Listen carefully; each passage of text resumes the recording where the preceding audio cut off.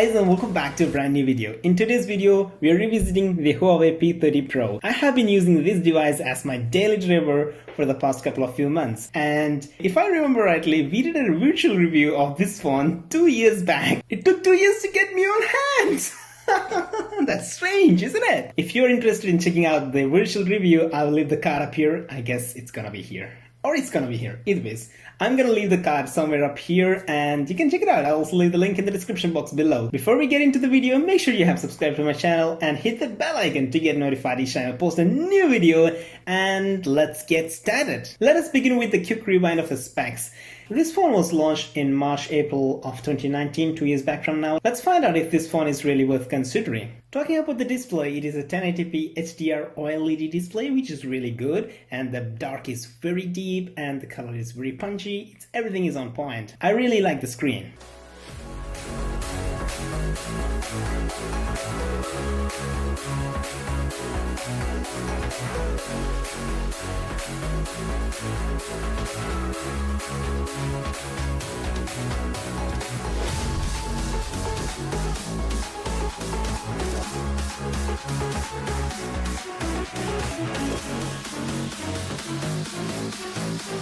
Apart from that, it is also IP68 water resistant, 2.5 meters up to 30 minutes. Of course, I'm not gonna touch that right now. Moving to the performance, it is packed with 7nm Kirin 980 chipset, also combined with 8 gigs of RAM. It is really snappy. No complaints in terms of performance. In the memory section, it comes in two categories. One is 128 gigs and the other one is 256 gigs of storage. It also has an option for expandable storage through nano SD card. Basically, it has a hybrid SIM slot, so either you can use two SIM card or a SIM with a nano memory card. We have bottom firing speakers and it is not the loudest in the market, but of course it is quite loud. Talking about the battery, it is packed with 4200 mAh capacity. It is quite a lot of juice. Also, the best part is it is packed with a 40-watt fast charger, which gets you to 70% in 30 minutes. Apart from that, the device also supports fast wireless charging up to 15 watts and reverse wireless charging as well. And then here comes the unique feature of this device, which is the acoustic earpiece. Yes, you heard that right? Acoustic speakers. There is no front speaker grills. The display acts as a speaker by vibrating somehow. I don't know. Now the last but not the least is the camera. It is the biggest highlight of this device. The cameras are really superb, especially the telescopic zoom. That's really amazing. The only complaint I have is not in photos. The photos are really nice. The night mode is phenomenal. The only complaint that I would have is in terms of videos. In terms of video, when we move from one lens to the other, there is a slight, kind of jump.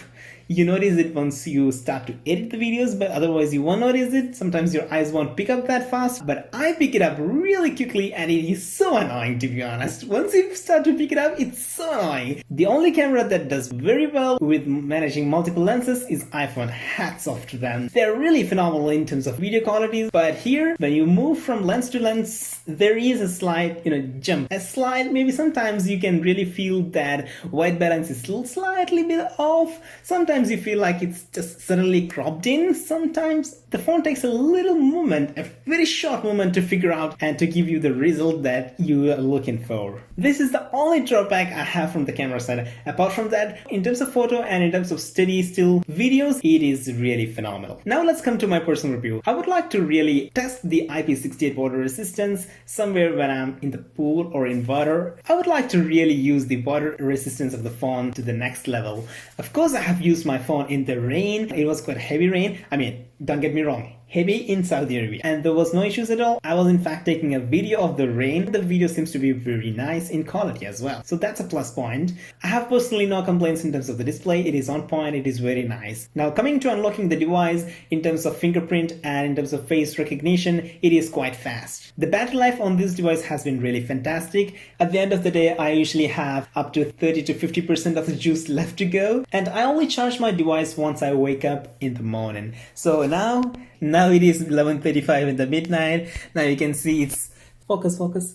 Now you can see there is still around 38% left in the battery. which is quite good because I have already winded up my day and I'm not gonna use my phone anymore. That is more than enough until the morning to wake me up with my alarm. This is the end of this review. The only reason why I suggest this phone to people is this is the last phone with Google services, and also the price point has really come down and it's really on affordable range because of the introduction of P40, Mate 30, Mate 40, I don't know. Yeah, all these phones now it has become quite old, but I'm still on the page that it is better to buy a flagship phone that was an year or 2 years old rather than buying a new smartphone that is in the budget range, which looks like fancy initially but is like absolutely crap. The performance is never gonna be near any of the flagship phones even from 2 years ago.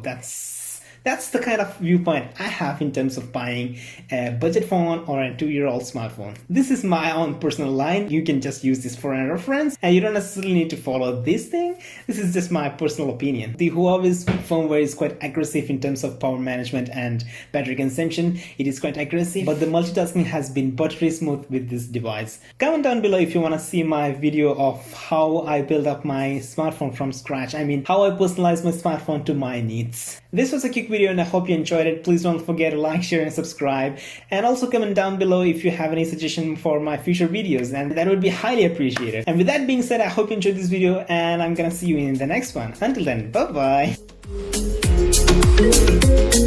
bye.